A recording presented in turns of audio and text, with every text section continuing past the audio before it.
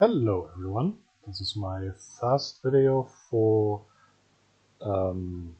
Checkpoint Charlie, and I'm going to do a faction review, which I've never done before, but Battlefront was so kind and sent me a version of a copy of the book as PDF, and I'm going to take a look at the American force.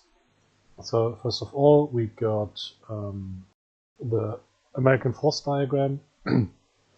Checkpoint Charlie is basically what early war is for Flames of War. It is in the same rule set, but it is an earlier period, so you've got different units with different values and stats, and it's how the World War III is beginning. So we got a few different kind of companies. The probably most used will be the M60 and the cavalry, armored cavalry troop with some infantry and mech companies.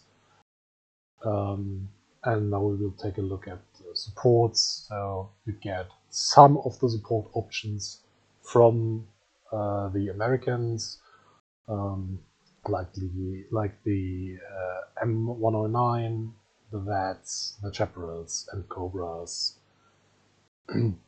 There are also some new options like the Duster AA platoon, which is, I think, ported from the Vietnam books, and the Phantom in the support.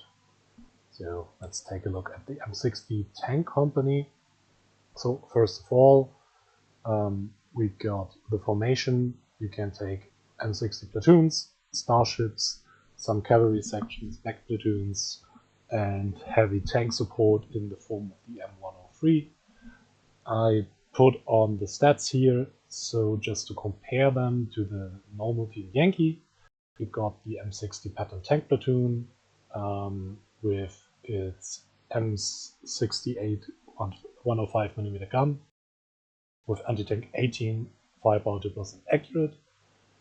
And if you take a look at the Team Yankee version for the normal game, it's at anti-tank 20, firepower 3+, accurate stabilizer, and a rate of fire of 2. So there is an improvement made in the years. And if you look at the points, you can see that the M60 Patton in the Yankee is rather cheap in comparison to the one in Checkpoint Charlie, where you get basically half the amount of tanks for the points. And then there's standout, the Starship tank platoon, which is one of the options you can take as your mandatory slot, which I highly recommend because it is a cheaper version of the M60 Patton, but it is better in every regard, which is kind of weird because I can see that this unit is just a better replacement for everything. Basically, you get a better main gun. Granted, it only has one shot, but it is better in every regard, and it gets the missile. If it stands still, it even increases the anti-tank. So I personally would always take the Starship over the M60 Patton. It is just more reliable, even though it only has one shot. You will move a lot with this unit anyway. So that's the Patton tank company. The other stats are basically the same on the M60 Starship and the Patton, just the guns are different, and it is cheaper. Then we have the M48 Patton company. It's a cheaper Patton. It is a lot weaker. It has lower armor on the front.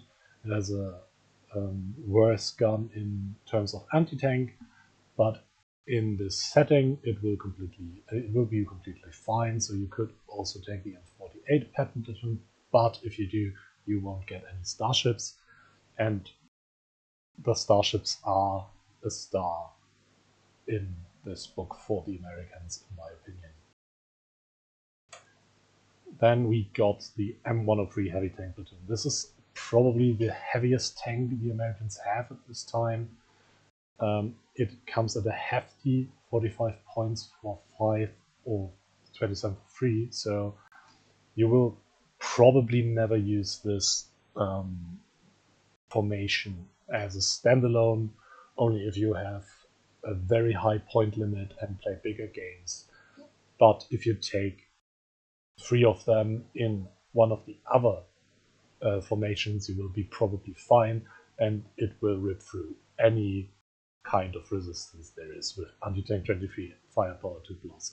It is slow firing, so it does hit worse when moving, but with anti-tank 23 you are pretty much obliterating any target there could be in your way in this Checkpoint Charlie setting. So that explains the high point cost. Then we got the Neck Company, which is your box standard infantry in transports.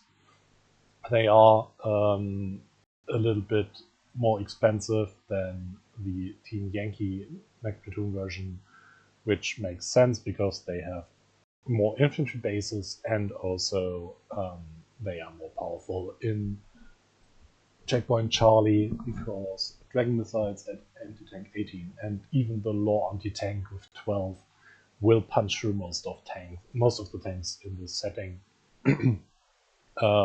or at least medium and small armored vehicles are just getting obliterated by this unit. So this is one of the main things you would take. I think you would take 2 of the mech platoons, and you have enough points left over for Starship platoon and some support choices. Just in comparison, which is kind of funny, but I don't understand exactly why, that the M60 team has a base rate of fire of 3.2 with anti-tank 2 and firepower 5, and the modern version, which is the M249 Thor team, only has anti-tank 1. I don't know why. I think maybe it makes sense for balance reasons, so the M60 tank team can fight Armor 1 vehicles, but it is just weird that if you evolve in the storyline, the weapon gets worse. Then we have the Armored Cavalry Troop, which is another very solid choice as your base formation. You get some cavalry sections. Those are just 2 little scout spearhead units, very cheap, very good, with front 3, so they are even even small arms fire can't really hit them. And you get the mech platoon access, so you get more infantry to hold objectives, and you get the Sheridan cavalry tank section. And the Sheridan is like the Starship, a very good unit. It gets basically the same gun as the Starship, so you can have the 1-1, 21, 1+ firepower, or the missile, but at 15 points per 3 tanks, which is significantly cheaper than any of the M60 variants, but it does not have a lot of armor.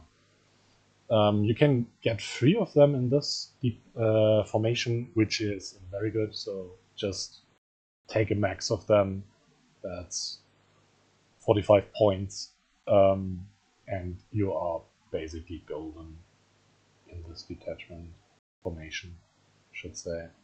You can also have some mortar support. There are different mortar options across this book. This is one of them that is integrated, and those are your standard mortars you would expect. There are, I think, 3 different versions. There is the 107mm one, which is the middle mortar. Then you get the light mortar, the 85mm, and then the big mortar that is in the M125 mortar platoon. So you have a variety of mortars to lay down suppressive fire or dig out infantry in bulletproof cover. Next, I want to take a look at the Air Mobile Rifle Company, as this is something that changes a lot compared to the normal Team Yankee. As you can see, you get your HQ team, then you get 2 rifle platoons, which are a little bit more expensive than the Team Yankee version, as you can see here, and they are just as is. They don't have any transports in the unit itself. They get it in the formation in the aviation platoon, which is mandatory, and you can buy up to 4 Hueys for 2 points, which are already included in the rifle platoon for Team Yankee. So overall, the infantry is a lot more expensive in Checkpoint Charlie, which makes sense for balance reasons. And this is how you would do your air mobile platoons. You would buy the Hueys, you would buy the air mobile infantry, and then you can load up your Hueys with the air mobile infantry. Also, there is some grey box options with machine guns and mortars. They can also take Hueys. And funnily, the mortar use the I think it's the marine mortar from Vietnam. So, or is it Vietnam? No, it is. Yeah, it is Vietnam. And as you can see, if you would use this formation, I highly recommend you use another formation like the Cavalry to get some tanks in, or the M60 Pattons, because you only get infantry, which are mobile due to the aviation platoon. But as with Team Yankee, everyone is playing some form of AA, so they can get shut down and will get shut down. So don't put all your eggs into this basket. It is a nice support. It is rather cheap, so putting 25 to 30 points into this is completely fine. Then you have enough points left to round out your force. But I probably would rather take the M113 mech platoon over this. Then we got the support choices. You get field batteries, which are also like in Yankee 6, so you get the bombardment rerolls if you take full squads of them, but only if you take full squads of them. And as you can see, the howitzer is the short-barreled version with anti-tank 12. So they are, and they can't upgrade it in any way, so they are locked at this stat line. Then you get some VATs, which are the same, and chaparrals, which are the same in both systems. So if you know the VATs or the chaparrals, you know them in Checkpoint Charlie as well. Then we got some more interesting stuff. So first of all, 2 new units for the Americans is the Duster, a ported unit from the NAM era. It is a very, very cheap AA unit. You get 4 of them. If they stand still, they have 16 shots with dedicated AA at a range of 24, which is most likely enough to protect your objectives from air mobile platoons and the such. They might struggle against long range helicopters, but they are fine overall because they can also shoot at light tanks and infantry with anti-tank 7. They are pretty punchy in Checkpoint Charlie, so I would recommend using them in every game you play. They are basically the American Gepard for Checkpoint Charlie. Then you get the Phantoms. Phantoms are just multi-purpose bomber jets. They get fast jets, so they are hit worse, and they have a variety of weapons, like 3 different kinds of artillery. One is for anti-tank, one is the big template for anti-infantry, and one is with napalm. It's also anti-infantry, but it's a smaller template, so depending on the layout of the game and your units moving forward, as danger close is still a thing in this game, the artillery template might be very useful. And then we got the Cobra. So the Cobra is just in this game just a helicopter with a Gatling gun and a salvo template, and you can upgrade it to have tow missiles, which is in the normal Team Yankee always included. And as you can see, a Cobra with tow missile would be 9 points each. In Team Yankee it would be 7 points. 9 points each, no, 9 points for 2, and in Team Yankee it would be 7 points for 2. So they are a little bit more expensive to use with the tow missile, but I think this upgrade is necessary for them, because you want to stay back, stay out of range for the enemy AA, and fire on your on enemy tanks with it. For the amount of points it costs, it is a safe pick if you want some proper anti-tank. So this is the overview for the Americans. I hope you like it. This is the first time I am doing this kind of video, so if there is interest for more of this kind of stuff, I will do it for every faction in this book. Have a nice day. Bye.